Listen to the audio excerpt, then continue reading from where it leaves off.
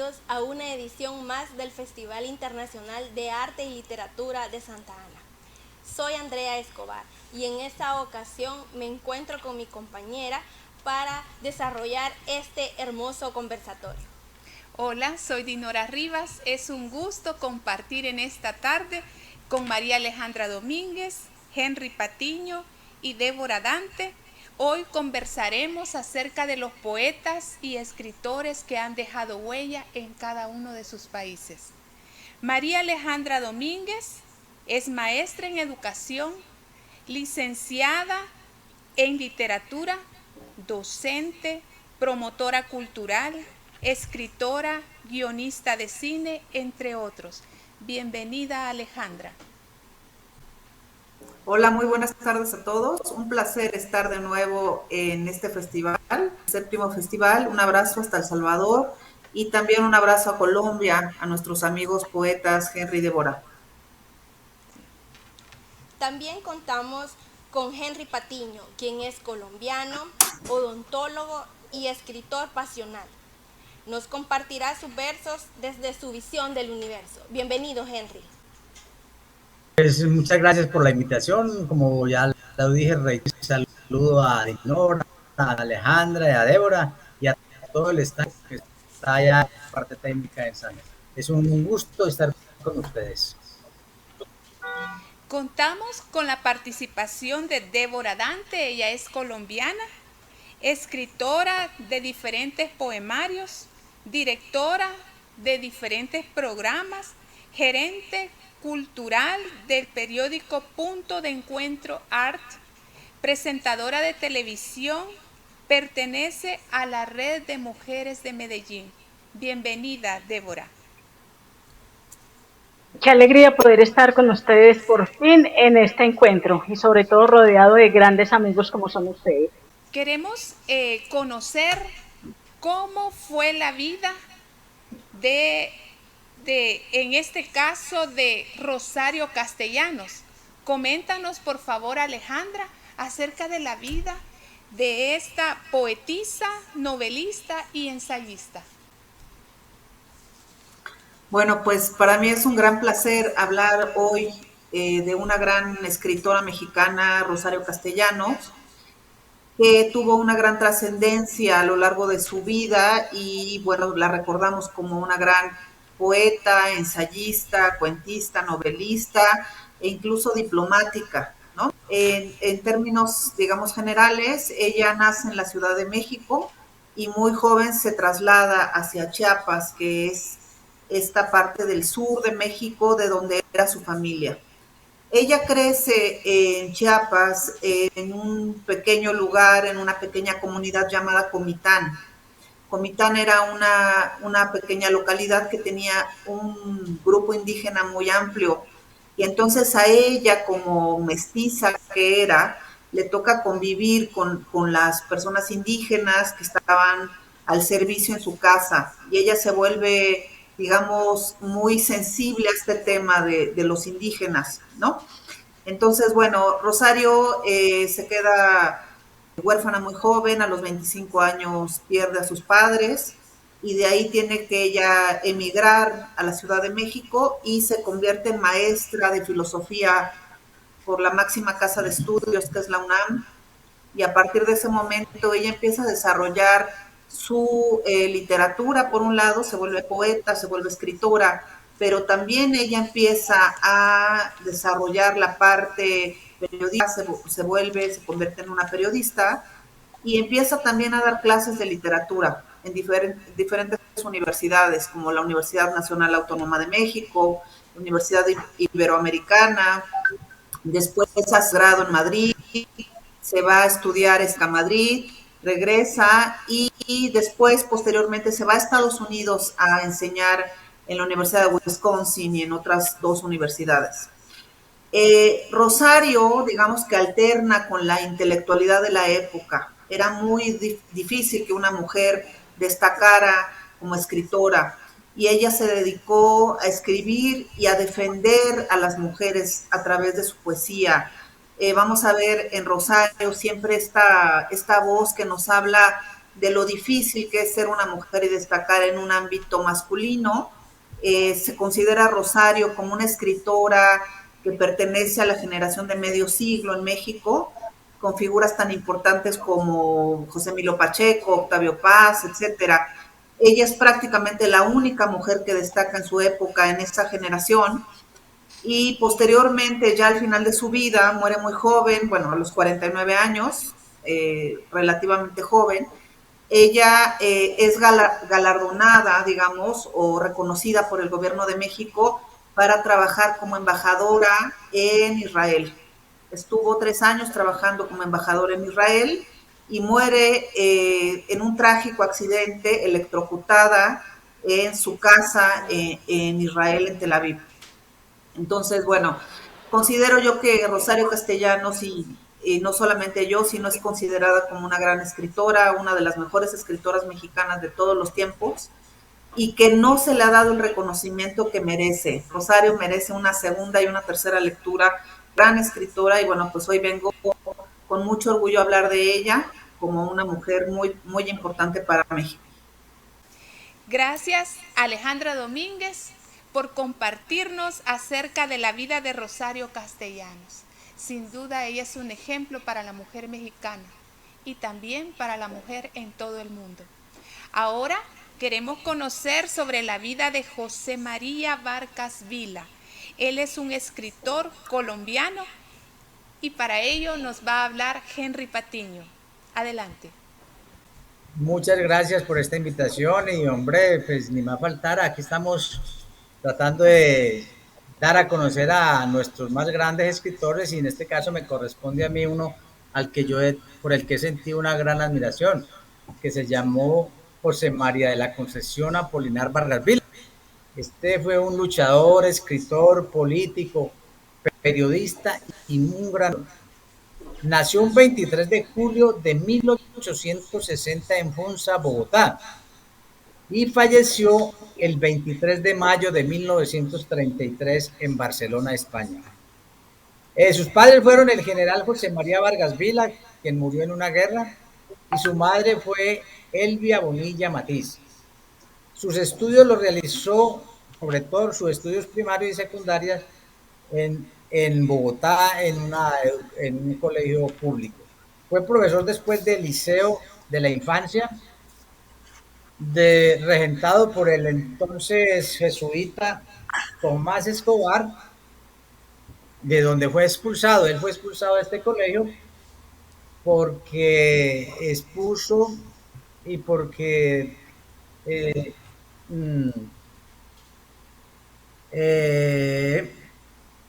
expuso, se fue en contra de él y lo acusó de pederastia. Este señor se llamó Tomás Escobar, jesuita.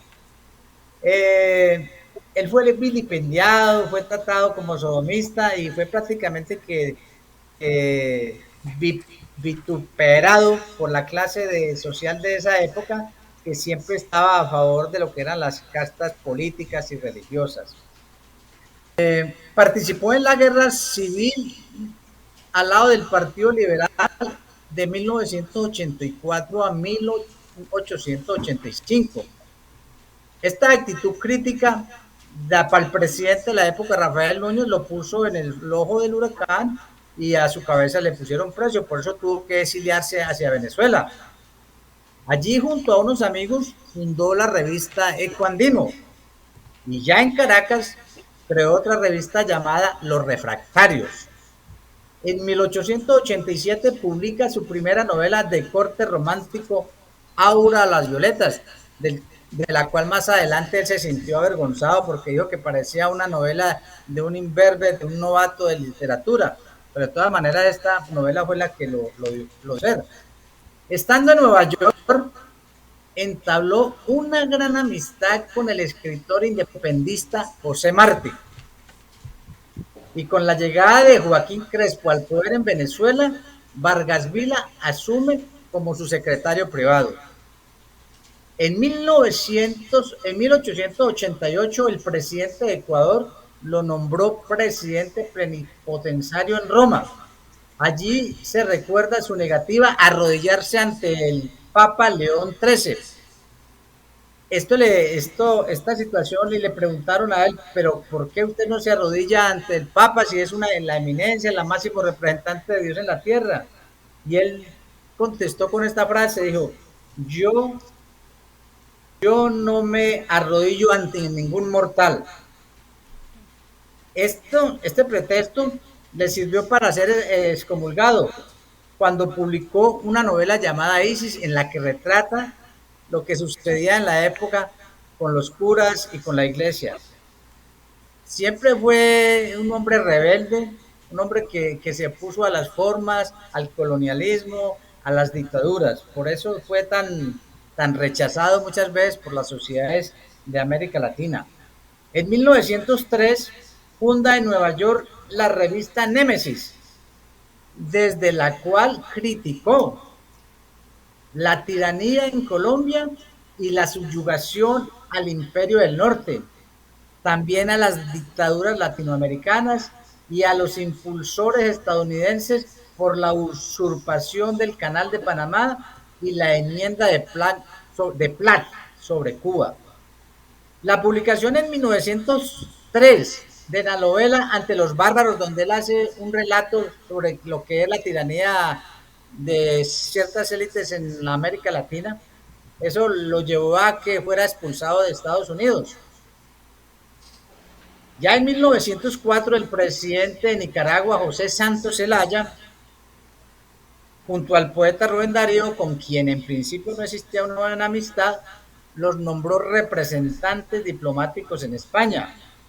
Y así ya después de un corto periodo decide retirarse de la vida pública y se dedica a represar la edición de sus libros y firma un acuerdo de edición con la editorial Sopena. Hay que decir que él estaba entregado a la diplomacia y a la política y que decide en un momento de su vida retirarse y ya empezar a publicar de manera real sus libros. Es un escritor prolífico que tuvo cantidad de obras, entre las cuales les voy a nombrar ahora una y les voy a recomendar. Rubén Darío en algún momento, después de no haber sido muy amistad, le dedicó poemas como Cleopompo y Heliodemo y Propósito Primaveral. Al final de sus años, Vargas Vila emprendió un ciclo por América Latina donde en espacios tuvo sus dedicatorias, llevó sus frases y oratorias a toda América Latina de cómo él veía la vida latinoamericana. Después de algún tiempo, pues ya llegó otra vez a Barcelona, España, y murió el 23 de mayo de 1933 en Barcelona. En 1980, aquí un escritor colombiano, Jorge Valencia, se dio a la tarea de repatriar los restos a Colombia desde España, los cuales arribaron el 24 de mayo de 1981, siendo sepultado en el cementerio central de Bogotá. Cabe destacar que su propósito en vida fue nunca regresar a Colombia. Él nunca quiso regresar a Colombia porque de aquí fue maltratado, lo sacaron prácticamente que en pellones, bipulendiado, bipilendiado, como dice la palabra, y que realmente pues no le dimos la categoría, el nombre que este escritor tenía. Yo les quiero recordar algunas obras porque son infinitas, están grandes, tiene los poemas sinfónicos, tiene Aura las Violetas, la novela I, Flor de Fango, Lirio Rojo, Ante los Bárbaros, Lo Irreparable, Livio Negro, Némesis, Los Césares de la Decadencia, entre muchos. Pero hay dos novelas que yo quiero recomendar mucho, que es María Magdalena. María Magdalena es un poema de amor, un triunvirato de amor, diría yo, entre María Magdalena, Jesús y Judas. Y donde yo extraí una de las frases que siempre yo acuño en algunas partes, porque en una parte de ese poema dice, María Magdalena se arrodilla, se tira a los pies de Jesús de manera a rogarle, y Jesús tembloroso y sudoroso es que mira al cielo y expresa lo siguiente. Dice, Elohim, Elohim, la mujer es tragedia, y hoy la tragedia se cruza en mi camino.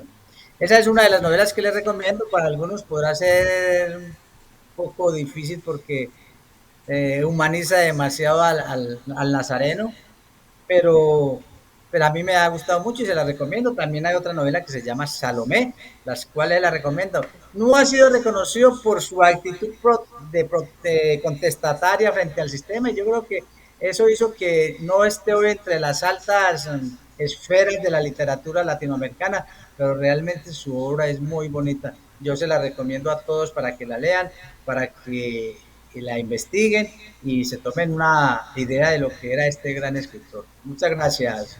Agradecemos el aporte que nos han dado cada uno de los poetas sobre la vida de estas personas que han dejado huella en su país. Ahora también vamos a conocer sobre los sucesos destacados de estos importantes poetas y artistas. Alejandra, coméntanos cuáles fueron pues esos sucesos que trascendieron en la vida de Rosario Castellanos. Bueno, yo creo que a Rosario se le recuerda primero que nada como gran escritora, como una escritora muy destacada en México. Y podría decir, bueno, pues obviamente la publicación de sus libros, ¿no? Por ejemplo, se habla de una obra maestra de ella que es Balún Canán. Es una historia, es una novela que tiene que ver con Chiapas, ¿no? Tiene mucho de autobiográfica. Cuando ella era pequeña, tenía una nana que era indígena, ¿no?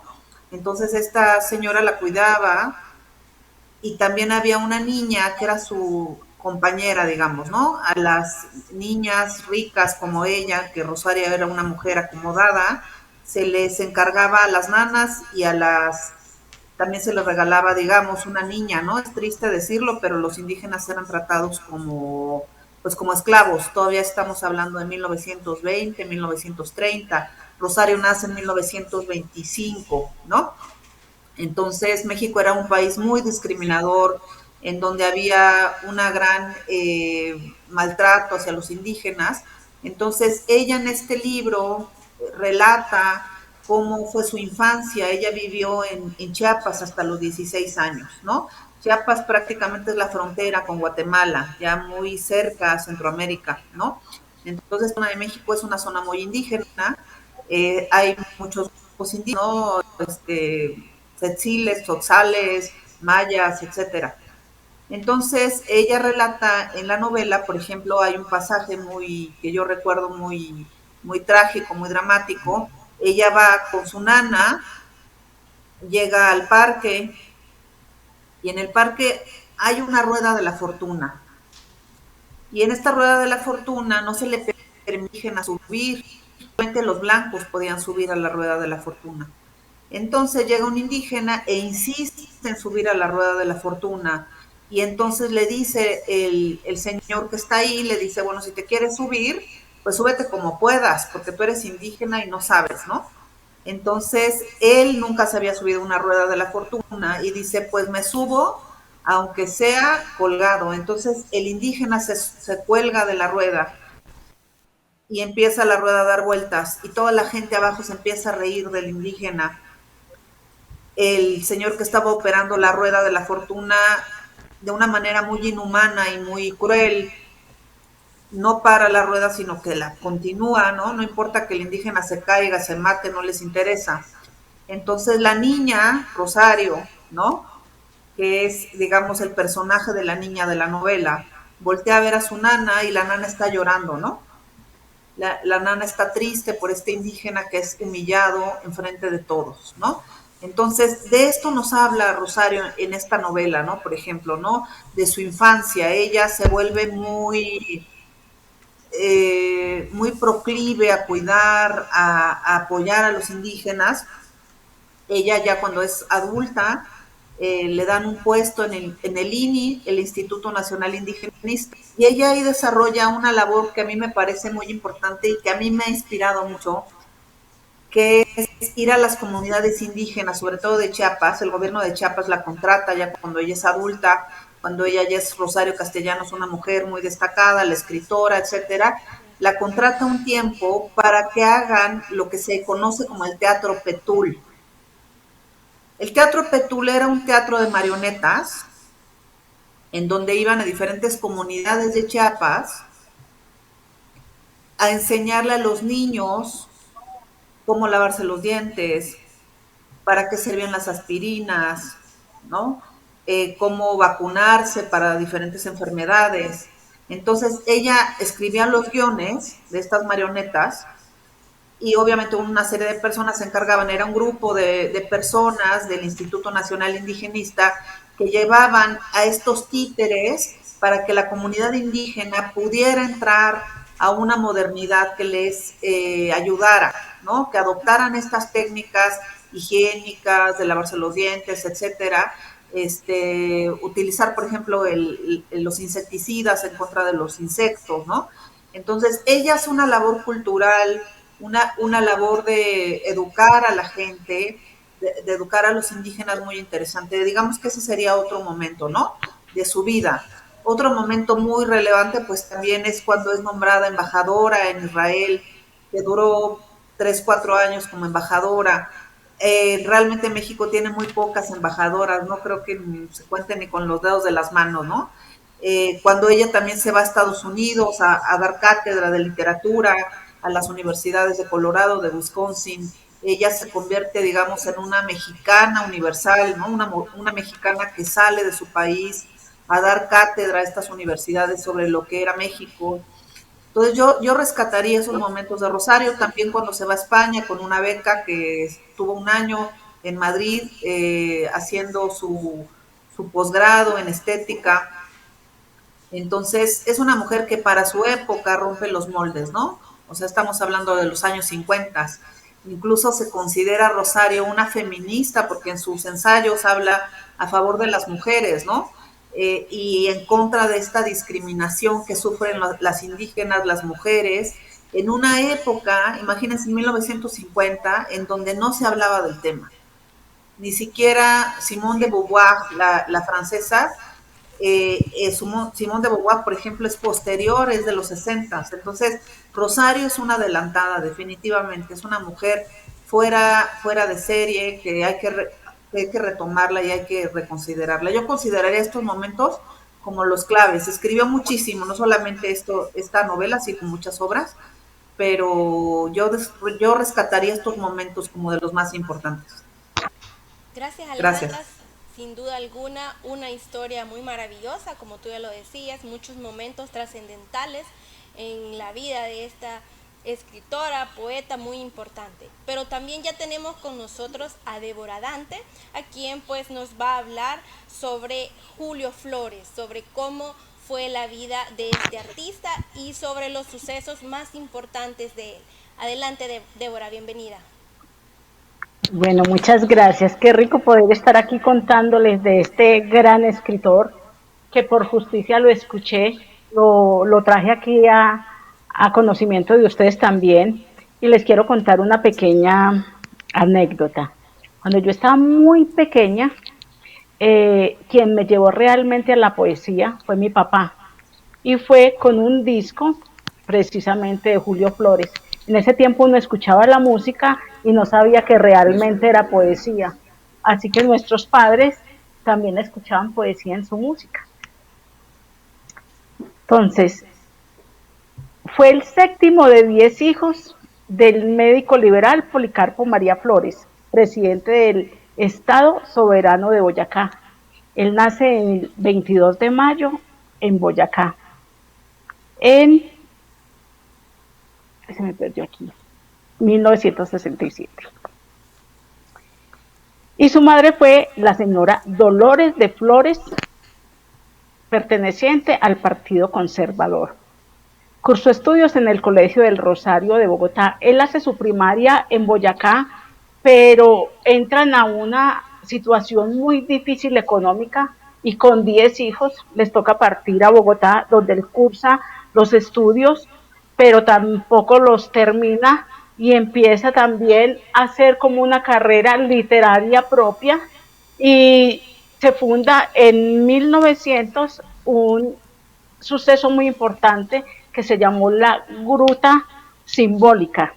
Allí fue precisamente en los años, en la Guerra de los 1000 días, donde empiezan todos estos muchachos a tener pensamientos diferentes y a tener también estos,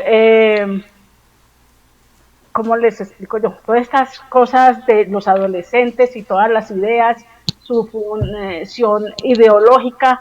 Entonces, esta gruta simbólica fue también permitida y allí era donde se congregaban, era una especie de tertulia literaria. Entonces allí empieza Julio Flores y también José Asunción Silva a frecuentar esta velada. Conoció las corrientes literarias de la época, el romanticismo de Gustavo Adolfo Bécquer y de Víctor Hugo, quien fue su modelo. Creó la Ruta Simbólica, tertulia literaria de Bogotá de 1900. Era un personaje que lo llamaban sombrío, lo llamaban el poeta de la muerte, porque vestía siempre de frac, muy puro, muy elegante, con un sombrero tipo tirolés, y sus poesías eran siempre lúgubres, pero su estado también era melancólico. En 1983 publicó su primer libro de poesía, Horas, cuyo título le sugirió José Asunción Silva. Comienza entonces este recorrido literario del poeta hasta que le toca partir por su ideología también y parte a México. Allí hace también obras muy importantes y es condecorado con Ciudadano de Honor. Luego parte hacia España, donde también lo agregan a la Legión de Colombia en España. Publica 9 títulos, 2 de ellos en España, La Fronda Lírica de Madrid en 1908 y Gotas de Ajenjo en Barcelona en 1909. Pues estas son algunas de sus obras y como de su recorrido poético en una región muy linda que se llama Chiquinquirá. Gracias, Débora, por compartirnos esta excelente e importante formación. Ahora vamos con Henry, también para conocer más sobre José María Vargas, para conocer sobre pues estos sucesos importantes.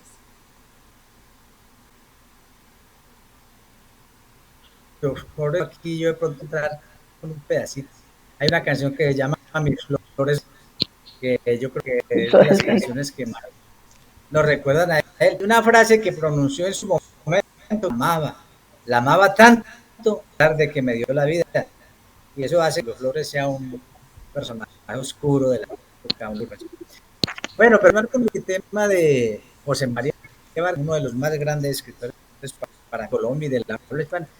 Y no solo porque muy afines de pronto en lo digo, sino porque era un hombre de no culto. Siendo a pesar de que autodidacta, era un hombre con conocimientos y con un talento enorme para escribir y para imaginar los episodios que va a mostrar en sus obras. Julio de Vargas Vila, desafortunadamente, por su posición contestataria, tuvo enemigo en todo su tiempo al clero y al establecimiento. Esto lo llevó a que sus libros se prohibieran en Colombia. Leer un libro de José María Vargas Vila en la época era un pecado, eso era un sacrilegio y las personas que podían ser llevadas inclusive hasta la cárcel. Hasta hace muy poco, yo diría que en los años de acá, se pudo empezar a leer la obra de José María Vargas Vila, pero el clero y los gobiernos de entonces no aceptaban ni prohibían la lectura de sus libros, por eso nunca tuvo un reconocimiento real y por eso a veces pasó un poquitico tan desapercibido, porque realmente sus obras no tuvieron difusión y eso hace que él no haya tenido la difusión y el reconocimiento que de verdad se merecía. Por eso es que realmente esta situación es la que hace que en América Latina pues no se conoce abajo, pero está todavía a tiempo y yo creo que el tiempo en algún momento de la historia podremos ver de verdad la grandeza de sus obras. Él estuvo siempre al lado de los luchadores, ya hablamos de José Martí y de algunos luchadores latinoamericanos que enfrentaran en su momento el sistema y a la tiranía imperial. Entonces, es más grande el legado que yo pienso que José María Vargas Vila le, nos deja a nosotros los colombianos y los latinoamericanos. Y ese episodio allá cuando el Papa León XIII los saludó y que él no se le quiso arrodillar, esa situación pues marcó también una parte de la historia de él, enterró más en como un, digamos, como un pagano más de este mundo y esa situación lo llevó a ser excomulgado. El hombre murió excomulgado, pero eso nunca le interesó porque dijo, yo jamás me le arrodillo a un mortal. Él veía que aquellos que representaban a Jesús en la tierra, pues eran tan mortales como tan pecadores como nosotros. Entonces, todas estas situaciones, pues, pienso yo, han hecho que realmente él no tenga conocimiento del cual se merece y el cual pues yo he propuesto en alguna época de mi vida, ya lo llevo haciendo varios años, intentando que se le reconozca. Su obra fue maravillosa, fue grande, inmensa, que los escritores más prolíficos que más escribieron fueron José María Vargas Vila. Sus obras son inmensas y escribe aparte también poesía, donde escribe algo que llama los poemas sinfónicos, una serie de poemas que él escribe y que deja pues a sus legados y a todos aquellos que hoy en día pues estamos tratando de hablar y redescubrir la literatura de José María Vargas Vila, que haya sido tan incomprendido en su época, pero eso es lo bueno, yo creo que esos que se dedican a, a, a mostrar lo que son auténticos, a no dejarse llevar por las modas ni por las enmiendas del momento, sino que tienen su propia historia, su propio carácter y propia formación. Yo sigo insistiendo en que ha sido ha sido valorado y que no se le ha dado el reconocimiento que se merece. Por eso nunca sacó ningún premio ni en algún reconocimiento. Ok, gracias Henry Sí. por darnos a conocer pues esta información de este poeta importante de tu país. Sin duda, el trabajo, la obra cultural que han realizado estos poetas y escritores ha sido muy grande. Nos interesa conocer si han recibido nominaciones, premios, si su vida y obra está plasmada en un museo. Cuéntenos por favor al respecto. Comencemos con Alejandra Domínguez. Sí, Rosario recibió muchos premios, el premio Villarrutia, el premio Sor Juana Inés de la Cruz.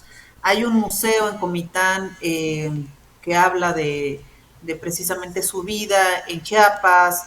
Hay una biblioteca Rosario Castellanos en la Ciudad de México. O sea, realmente Rosario sí tiene, hay una plazuela en la UNAM que tiene su nombre. Sí ha sido reconocida, Rosario está en la rotonda de los hombres y mujeres ilustres en la Ciudad de México enterrada, o sea, sí se le ha dado el reconocimiento. Yo creo que nos hace falta leerla, ¿no? Entonces, creo que hay que leer a Rosario este día. Yo los invito a todos los que no han tenido la oportunidad de acercarse a sus letras y a sus poesías, la maravillosa pluma que tiene Rosario.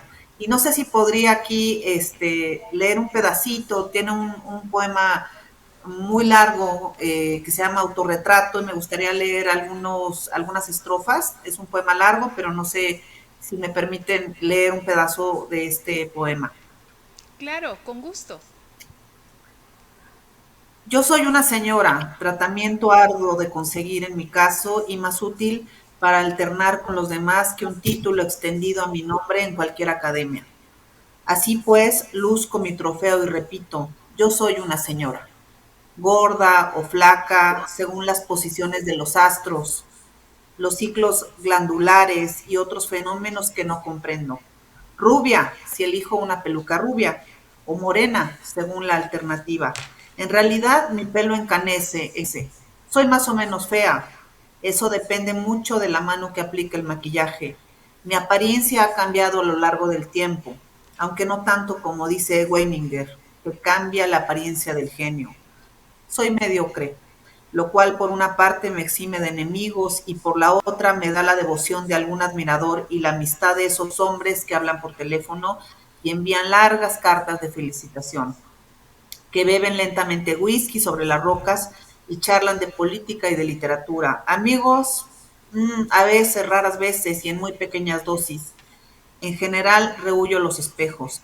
Me dirían lo de siempre, que me visto muy mal, que hago el ridículo cuando pretendo coquetear con alguien. Soy madre de Gabriel, ya sabe usted, ese niño que un día se erigirá en juez inapelable y acaso además ejerza de verdugo, mientras tanto lo amo. Escribo este poema y otros. Hablo desde una cátedra, colaboro en revistas de mi especialidad y un día a la semana publico en un periódico. Bueno, pues este es un pedazo de su autorretrato, que es un poema hermoso, que nos habla precisamente de lo humana, del personaje que era Rosario, de su maravilla, de su pluma. Rosario es muy vasta, los invito, amigos, a que la leamos, es una gran escritora que hay que leer y releer, porque Rosario habla de algo que es muy importante y es una voz que se encontró ella misma, ¿no? Rosario no escribe como nadie, tiene temas muy diferentes y nos habla de una voz única, de una mujer única que tuvo una vida complicada, una vida muy difícil, que tuvo muchos desamores y muchos desencuentros con el que fue su pareja, pero al fin de cuentas hoy en día pues es un referente para todas las mujeres en América Latina y sobre todo ahora que el feminismo se está retomando con tanta fuerza. Creo que hay que recordar que Rosario y que Sor Juana fueron estas grandes asesoras del feminismo actual y que su literatura siempre nos habla de la importancia, de la relevancia de ser mujer. Muchas gracias. Bien. Henry, cuéntanos, ¿José María Bien, Vargas Vila recibió alguna nominación, un premio? ¿Su obra está plasmada en algún museo? pues tengo que decirte que desafortunadamente no ha sido un escritor muy reconocido por su posición política, porque se enfrentó en su momento a las fuerzas más poderosas del sistema, que eran la iglesia y el mismo sistema. Entonces, esto lo llevó a ser prácticamente exiliado todo el tiempo y a ser aislado y postergado, porque nunca se sometió a las falacias y, y al entorno del momento. Eso, que él no tenga el reconocimiento, lo único que se hizo caer sus cenizas, las cuales están en Bogotá, pero realmente no hemos hoy en Colombia. Yo creo que estamos en mora de hacerlo, estamos en mora de reconocerle su grandeza, estamos en mora, esperemos que para próximamente, para un futuro, estemos en otras condiciones políticas, podamos hacerle reconocimiento a este gran escritor y poeta de la literatura colombiana y latinoamericana, diría yo. Y por eso, como dice Alejandra, yo invito a que lo lean, a que personalmente sí sepan quién es. Y les recomiendo principalmente esos dos libros que pues, sacrílegos para algunos que son pues, muy devotos, pero lo que marcan es la imaginación, la grandeza, la cura de ese personaje que a pesar de parecer poco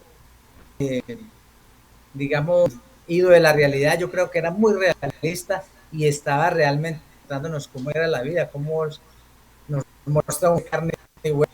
Cuando una vez yo vi esa novela de esa película, de una película que hizo Mel Gibson, no me acuerdo, que mostraba a un Jesús y en parte se parece a lo que es la literatura de María García, donde él muestra a un Jesús muy humano. Yo no sé si estoy siendo un poco sacrílego, pecaminoso con ustedes.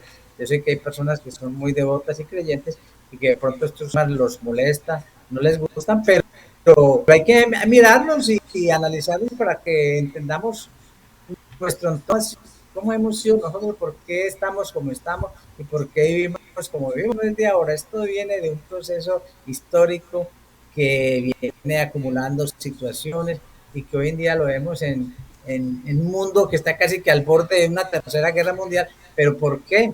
¿Cómo vemos? ¿Por qué? Porque no lo hemos entendido, y aquellos que han entendido el mundo, pues los hemos enviado, uh, los hemos criticado, no los hemos ido, y yo pienso que tenemos que en algún momento entender y mirar a ver cómo es que vamos a realizar y a mirar nuestra realidad, a entender nuestro contexto de vida, porque no podemos estar viviendo de ilusiones, de sueños y de paradojas, que es lo que el mundo, y de la superficialidad, porque si hay algo que está matando a la gente es la superficialidad. Lo vemos todo por encima, pero no analizamos la profundidad de las cosas ni la intensidad. Así que desafortunadamente para la pregunta no hay una respuesta, no hay algo un museo, no hay nada donde se reconozca su obra. Gracias, Henry, gracias. Sin duda, José María Vargas Vila será recordado como un escritor valiente y su aporte cultural está ahí, y la invitación es a que lo leamos y todavía lo conozcamos. Para su obra está vigente, ¿verdad? Ahora le pedimos por favor a Débora Dante que nos comente sobre Julio Flores, si recibió alguna nominación, algún premio por esta obra tan grande que realizó. A mi compañero Henry me trae muchos recuerdos también, porque ese era uno de los libros que nos prohibían. Y eso que, bueno, yo no estoy joven, pero tampoco tengo tantos años, y desde hace mucho se venía prohibiendo ese libro, y tuve la oportunidad de tenerlo muy, muy jovencita, pero era lo primero que nos decían en el colegio y los padres: no lo puede leer, y estoy completamente segura que no sabían de qué era lo que estaban prohibiendo. Simplemente dejaban estigmatizar a los escritores. Precisamente Julio Flores era considerado ese poeta sombrío por la nostalgia, por la tristeza, y yo creo que tenemos derecho a ser también nostálgicos. Podemos ver aquí la producción poética de Julio Flores. Se recogen las siguientes obras que aparecen registradas en Bogotá: Cardos y Lirios, en Venezuela, en España, en San Salvador, en México, en Venezuela, en todas partes, menos reconocido en ese tiempo en Colombia. Pero resulta que cuando él regresa, ya con cierta edad, regresa muy enfermo. Él tenía muchos problemas también de salud, y llega a un pueblito que se llama Ociacurí. Allí le hacen un homenaje en un colegio, y encuentra una niña hermosa que se sabía su poema de memoria, y se llama Petrona Moreno Nieto. Tenía 15 años y se convirtió en su esposa. Entonces, ya muy reconocido, muy famoso en otros lugares, llega a este lugar y allí forma su familia en este pueblito. Luego muere el 7 de febrero, y antes de su muerte es donde realmente lo reconocen como un poeta laureado, y ya no tuvo la oportunidad ni de disfrutarlo, ni de reconocerse, de tener la alegría de ese reconocimiento. Pero este pueblo se convierte en un lugar icónico para Colombia y para todos los seguidores de Julio Flores, y allí se hace el Museo de Julio Flores. Pero hay otro lugar también que se llama Puerto Colombia, donde se hace un festival que se llama Julio al Mar, y su directora es Isidra de la Vega. En mayo, para su cumpleaños, se hace este festival y van en el número 20. Entonces, este año va a ser un festival grandioso internacional, donde se hace el reconocimiento a la obra de Julio Flores. Y yo sí quisiera también leer un poema que me gusta mucho de él, que se llama Todo no llega tarde. Hace por ahí unos 4 años, con Ángela Penagos y la maestra también Rosalba Salazar, tuvimos la oportunidad de estar en un evento muy bonito que se llama Envigado tras las huellas de. Entonces decidimos ir tras las huellas de Julio Flores, de José Asunción Silva y de Rafael Pombo, desde las voces de su mamá, de su hermana y de su esposa. Entonces fue un evento muy bello donde pudimos rescatar las voces de estos escritores. Todo nos llega tarde, todo nos llega tarde, hasta la muerte. Nunca se satisface ni alcanza la dulce posesión de una esperanza cuando el deseo acósanos más fuerte. Todo puede llegar, pero se advierte que todo llega tarde, la bonanza, después de la tragedia, la alabanza, cuando ya está en la inspiración inerte. La justicia nos muestra su balanza, cuando sus siglos en la historia vierte, el tiempo mudo que en el orbe avanza. Y la gloria, esa ninfa de la suerte, solo en las viejas sepulturas danza, todos nos llega tarde hasta la muerte. Qué bonito. Muchísimas gracias. Agradecemos la amable participación de nuestros queridos amigos Alejandra, Henry y Débora, quienes nos han compartido sobre los poetas y escritores que han dejado huella en su país y, por qué no, en toda Latinoamérica. Muchísimas gracias. Les dejo el espacio para que se puedan despedir con sus breves comentarios. Bueno, pues yo les agradezco a todos la participación de hoy. Me encanta decirles a Débora y a Henry que, bueno, pues en México los poetas colombianos son muy apreciados. Recuerdo en la universidad haber escrito un ensayo sobre José Asunción Silva de sobremesa, que me tocó leer la novela, y entonces me encantó y me enamoré de José Asunción Silva. La verdad es que a Jorge Flores no lo he leído y entonces me queda esta tarea. Gracias por compartir este día. Les mando un abrazo desde México a todos y gracias a la UNASA de nuevo, a Araceli, al grupo, a Yojalmo, a todos. Ya saben que los quiero muchísimo y espero el próximo año estar presencial con ustedes. Un abrazote. Un abrazo. Me continúo yo, ¿no? Por favor. Bueno, de todas maneras, como dice Alejandra, es un inmenso placer compartir con Alejandra, con Débora, con quien yo ya he compartido en algunas ocasiones, y me place mucho que nos volvamos a reunir, así sea a través de esta manera virtual. Un saludo muy especial para todos los amigos de la UNAM. Allá tuve una hermosa experiencia, la cual espero algún día volver a vivir, y no me queda más sino que ayudarnos y a ustedes, señoritas, desearles mucha suerte con este festival y adelante. Yo creo que no nos queda sino que nos sigamos viendo, que nos sigamos conociendo, y espero que hoy, pues, mi personaje por fin haya sido conocido un poquitico, a ver si más adelante le damos el lugar que corresponde. Un abrazo inmenso para todos. Un abrazo. Débora, por favor. Bueno, muchísimas gracias por este encuentro, por esta invitación. Es un encuentro que esperaba desde hace mucho porque tengo referencias bellísimas de ustedes, el cariño que les tienen todos los escritores, y sé que algún día voy a poder estar también allá presencial. Todo lo que aprendamos, así sea, hoy me llevo muchas enseñanzas, recordar a nuestros escritores, recordar estas mujeres maravillosas escritoras de México que merecen ser reconocidas. Tenemos, yo creo que una obligación de, así sea con un solo escritor que conozcamos, y darle esta relevancia. Está en nuestras manos hacerlos conocer en otros países. Entonces, muchísimas gracias por permitirme llevar a ustedes a Julio Flores. Gracias a ti. Bueno, y es así como finalizamos esta transmisión.